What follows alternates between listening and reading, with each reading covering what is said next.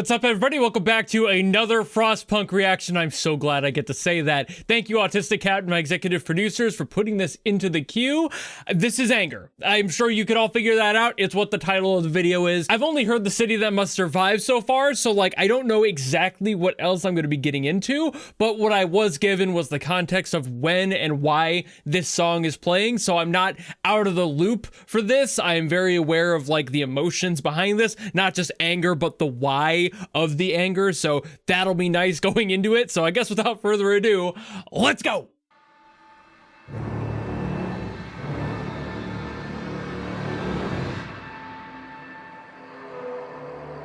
So it begins.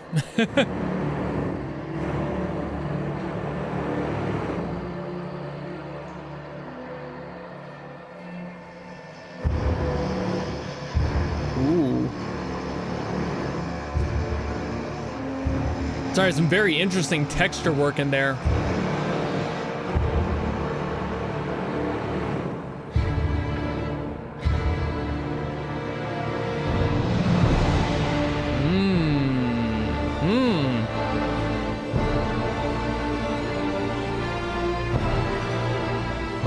God, it's like I can feel it welling already.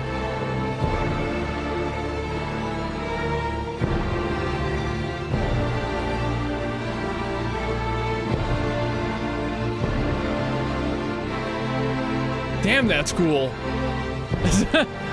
I can hear there's a little bit of the sorrow. There's the anger. That's finally starting to swell up a little bit.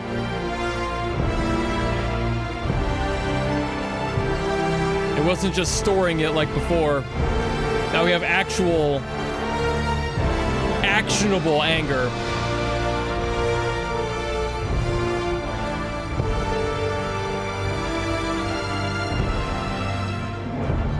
And I love that it's not just anger, that there's definitely sorrow involved in here. That's required, in my opinion.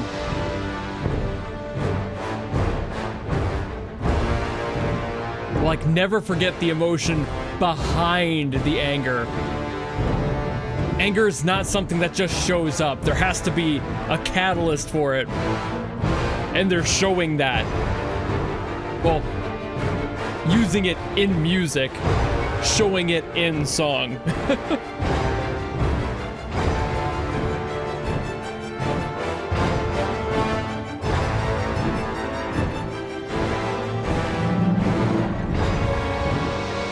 There's a turn. Adding more dissonance at those points.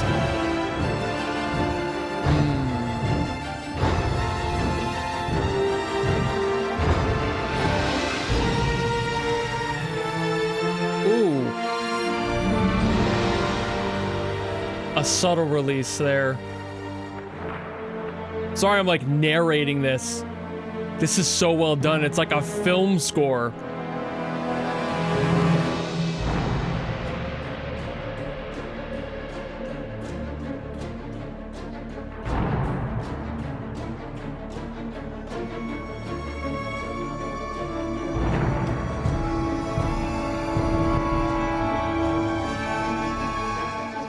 Dissonance of the alarms, everyone realizing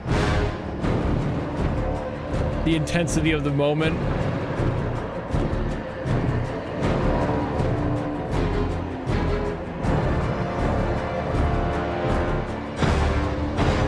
Oh, I love those big hits. Giant brass impacts.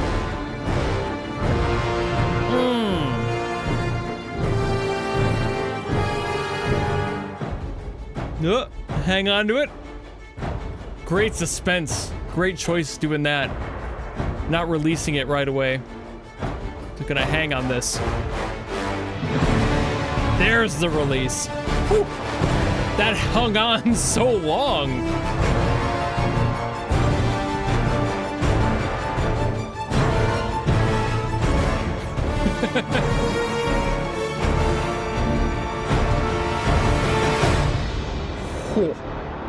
Huge crescendo into that one. gigantic swell. That was like the final impact. The little flickers and embers flying off in the distance, smoke billowing. I mean, the picture is definitely helping with that. It usually does for these soundtracks where they include pictures like this. But damn, that was so good at telling its story. I didn't need the picture. I could feel that just based on the minimal information I was given. And that's always the best compositions. So obviously the name of the game here is Frostpunk. Why? The name of the game here is dissonance. This is what happens through this entire song.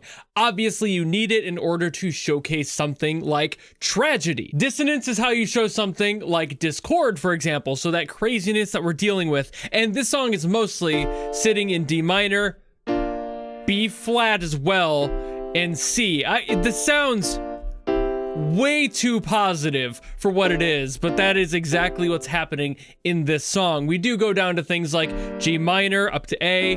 We also have A minor, I believe, in there as well. And even at one point near the very end of the song, which I love, we visit B flat minor just to add a little bit more dissonance at that final turning point where there is no coming back from the carnage that's left over from this track, and it is so cool. We do have some other like motives into the higher, like more positive sounding stuff like the F there, but it's never really sticking around like that. Just that part there, that's that big brass stuff near the end that I was talking about. It just roots itself on there. Albeit we don't really touch on those higher notes at all to keep it nice and impactful. Because honestly, just as much as dissonance is the name of the game, impact is like basically the middle name. So we have all of that to deal with, and this beautiful relationship between the D minor and the B flat is kind of similar to the relationship between E minor and B minor.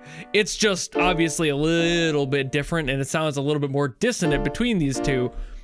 We have this split in the middle, which also happens in the E minor, B minor, C, which again, just funny how music theory works in that way, but basically this splits the difference and it makes it feel a little bit more lifted than you would probably expect out of something so dissonant and heavy. But that's exactly where those chords like G minor come in here, because those break it up, and having something like this A in here would not normally work with it, because A is pretty antagonistic against the B flat. They don't want to work together, mostly because if you think of the B flat here and this note right here, the D on that, this is where the A roots itself. And you can hear that those two don't necessarily get along. And that's kind of the same way for the whole chord, because if you take the A and move it up to the A sharp or the B flat, you have that same kind of issue, basically all the way up what this chord would be. So it just doesn't want to get along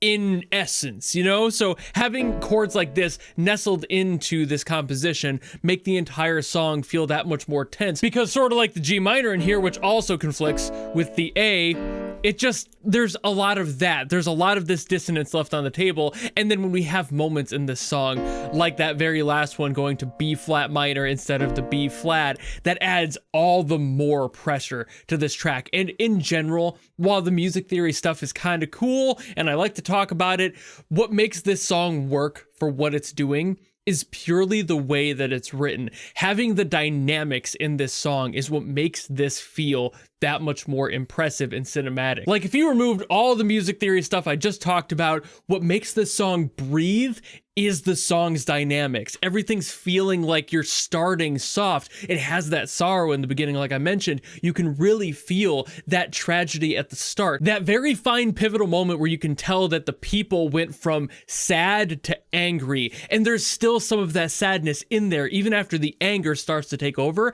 It never loses track of where things started from, and that's why we get the D minor all the way through this, and why it's so present all the way through. We keep rooting back to that point musically, and it makes everything feel that much more impactful. I said it during the reaction, I'll say it again now. if you forget where your emotion comes from, anger has no point. It has no direction. It has no source. So being able to keep that constant in this song is what made this song feel so impressive, and it rooted itself so well. We never got to get away from the source of this anger. We were stuck in that sadness, that tragedy, that reality the whole time. Even when the song was really cranking up with those crescendos and having a bunch of brass on there to really beef up that anger and make sure that we felt the impact of things like people throwing shit around, rioting, bombs going off, whatever will have you, Molotov cocktails all over the place, probably just anything going wrong. We still had that backbone of why the people are tired, they're scared, that's where we are. And again, there is that firm point that anger doesn't come from nowhere. You do not go from 0 to 100 anger without a purpose, without a reason. And this coming from a guy who had to go through many anger management courses growing up because he had some problems, and I'm glad I got out on the other side relatively unscathed with those. And in that process, I learned this exact feeling. What makes me mad? Why do I do this? And just like I had to go through and process all of that, these people are trying to process all of it, but in mob mentality, you do not get an answer that you're looking for. You just get the one that's given. And usually you're not going to respond too favorably to the ones you don't want to hear. So it becomes this fear, and this fear turns into anger. And fear tends to root itself even deeper than just that on a shallow end. We have distrust that has to stem into fear, into anger. So we have to go all the way back. And this song, having this sort of sorrowful, mournful feeling in the very beginning, I feel like that's where the distrust is. The sadness is coming from the lack of trust, the trust they thought they had, and now the distrust that they're feeling. And that, again, converts into anger over time. But that emotion just swells up so naturally in this song. We start in that spot, and as we go, we're feeling those crescendos, we're feeling that bubbling. Like I mentioned, it was more like a well in the beginning. They're pooling all of that energy until the song really lets it go. That first Molotov cocktail gets thrown out, the first bullet shot, whatever it happens to be, that is the first turning point of the anger going from fear to pissed. And now we're dealing with the rest of it. And this song just such a beautiful, a masterwork of how to get that emotion out into the ears of the people and reflect that sort of scenario. Just absolutely fucking masterclass. I love this so much. If it wasn't obvious by how much I'm yapping about it, this is a beautiful song. From everything in the music theory to everything in keeping track of the emotions and the people that it's supposed to reflect, this is a fucking banger. Just like The City Must Survive, this reflects the people so well and the situation they're in phenomenally well. I'm sure I'm gonna butcher his name, but Piotr Musial, I'm pretty sure that's at least in the ballpark. Holy shit. Your work is phenomenal. Like, what a fucking top tier composer to get all of this and keep it consistent and keep it together all the way to the end. Phenomenal work. I feel like this one might even be better than The City Must Survive for me. Like, just in how it approached everything. But either way, both are phenomenal tracks. So great job there. Fantastic song. Thank you very much, Autistic Cat, for requesting this one. And if any of you have something else you want me to get to from Frostpunk or anything else, drop in the comments below and I will do my best as always to get to those. Or if you want to guarantee something, you can always go to my Patreon and guarantee something in the executive producer queue there. It can be anything. It doesn't matter what it's from, who it's by, if it's good or bad. None of that matters. That's why it's a guarantee. But if you don't want to do any of that, maybe just want to follow me and support me for more stuff coming in the future, you know how to do all that, and I'll see all of you in the next video. Goodbye!